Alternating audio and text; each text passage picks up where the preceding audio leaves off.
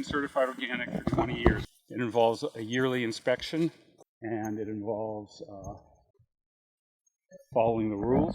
The investment we make in being certified organic is helpful to us, and it helps make me a better farmer.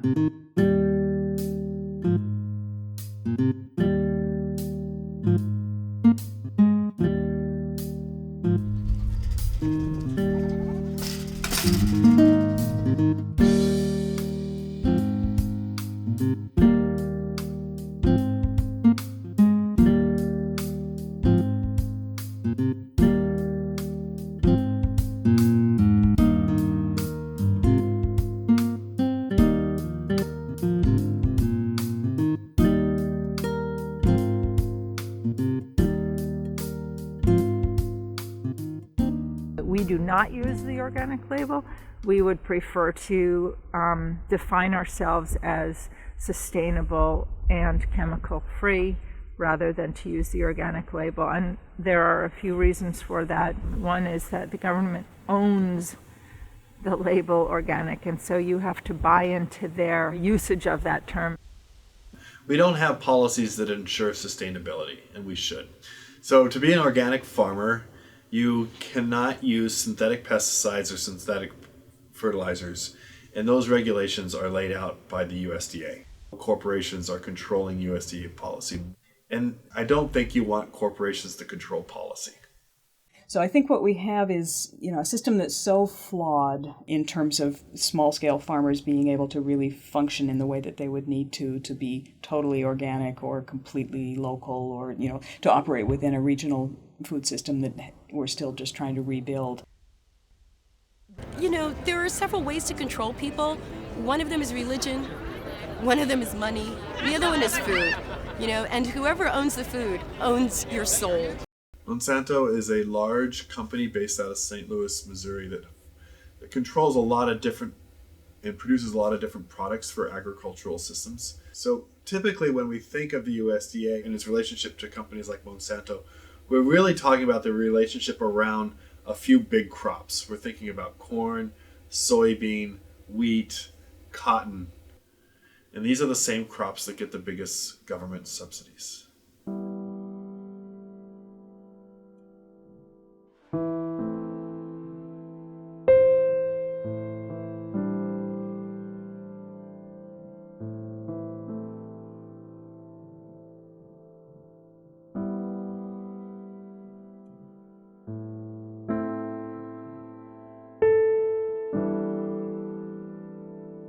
I really find it kind of sick that we're watching people like Michael Taylor come in and work in government functions that are supposed to be protecting us from harm.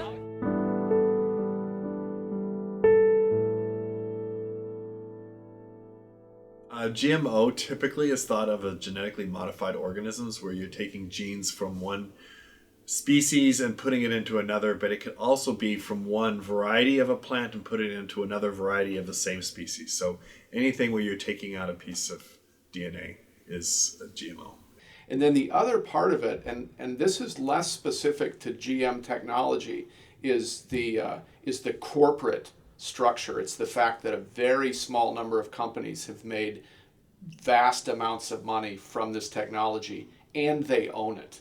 They own those particular GM life forms. You shouldn't be able to do that. If nature made the gene, then why does company A think that they can patent the sequence for that gene? I think that's a problem.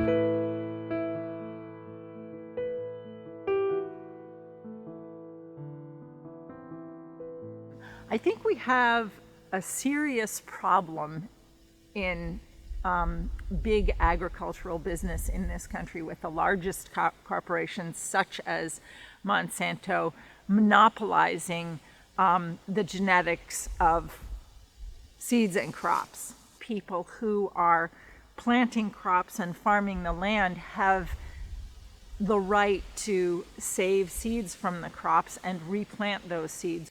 That is very much a part of a lot of sustainable farming operations, keeping seeds from the crops that you like and know best and perpetuating those lines.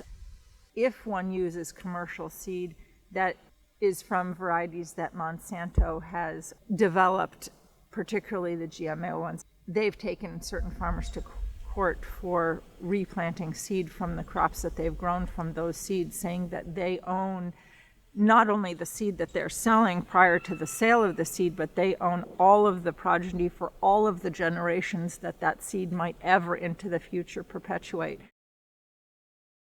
The ability of farmers to save seed from a crop, they would save a small amount of it and then they would plant that the next year.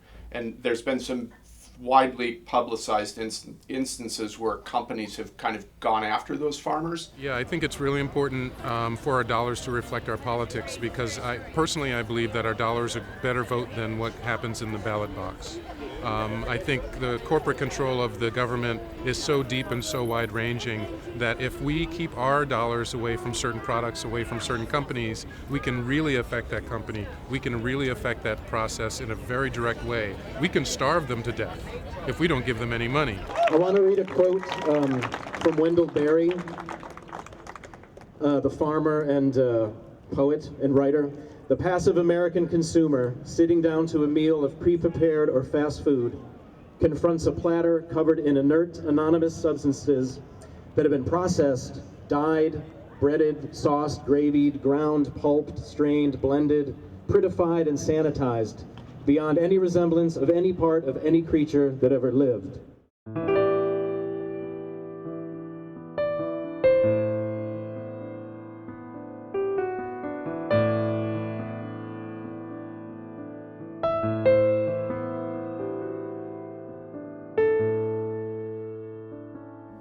If I have a goat that is showing signs of illness, I feel that it is my responsibility as the manager of that herd and that individual goat to treat it in the best way that I feel that I can, which for me involves using antibiotics when necessary.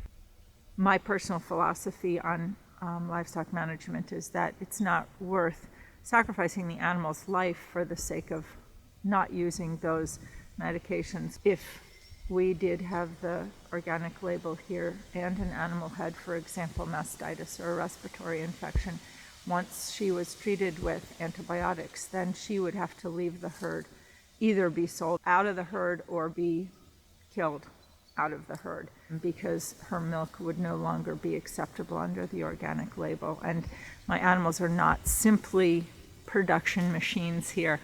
They are individual animals, each with a name and each with a relationship that I have with that animal.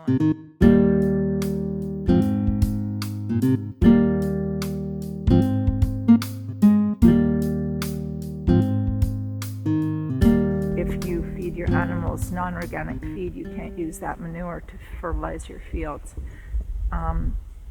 And that doesn't seem very sensible or sustainable to us. Our primary source of fertilizer here is, in fact, the animal manure. In fact, the animal manure is probably about as valuable as anything else we get from the animals. Then to think of bringing in some other outside source of nutrients to feed our crops just doesn't really make sense. There is organic livestock feed available. There's a mill in Vermont that makes organic feed. I know people who are using those feeds. They cost literally twice as much as the commercial feeds. And I just cannot afford to feed those feeds. The organic process became a USDA, United States Department of Agriculture program, so that organic would be, the definition of organic would be the same across the states. Of course, that introduced the federal government and the bureaucracy that goes along with it. So some organic growers, some people who decided not to go along with the program and are still good growers and are growing maybe the same way they were growing before, and it could be totally organic, but they can't call it that anymore. We're against Monsanto today, but we're for taking back our food, voting with your fork, and people before corporations. We march against Monsanto, but we're here for a transparent USDA, FDA, and EPA. We march against Monsanto, but we march today for our kids and our future, because that's the most patriotic thing that we can do.